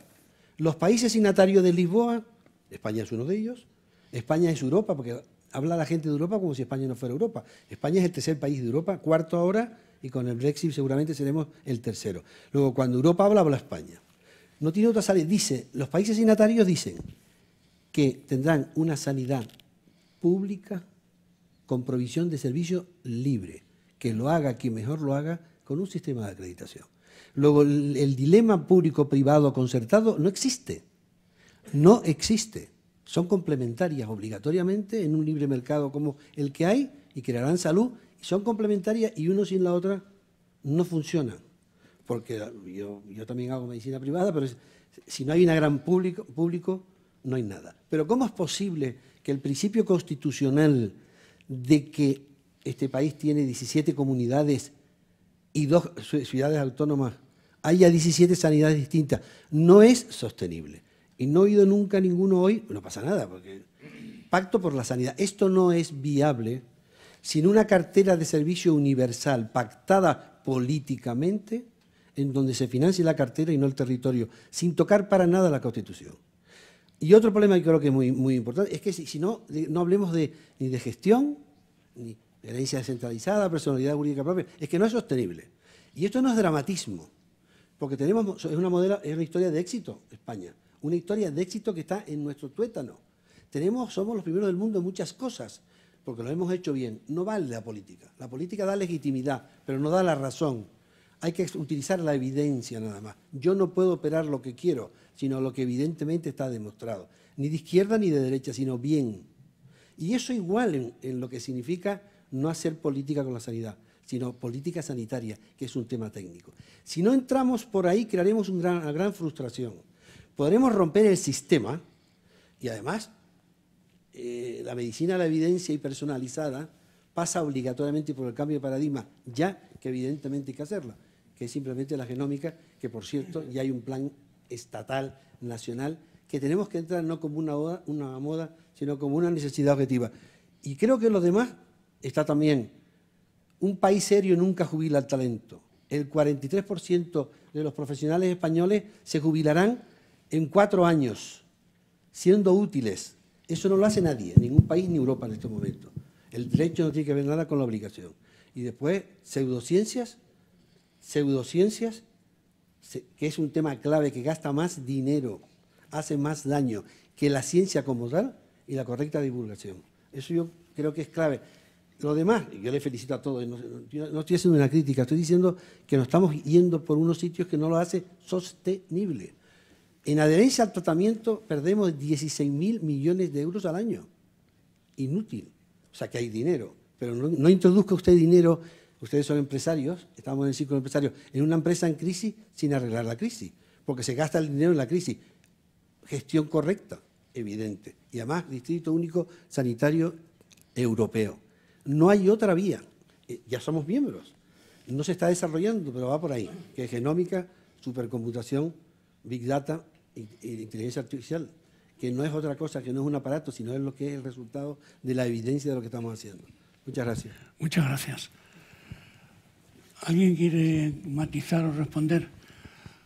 Como saben ustedes, la ministra ha excusado en último momento el clausurar este acto, de manera que no me cabe más que agradecerles a todos la presencia y desearles que el año que viene o dentro de 2 años podamos estar aquí otra vez con una nueva edición de los 10 temas candentes. Muchas gracias.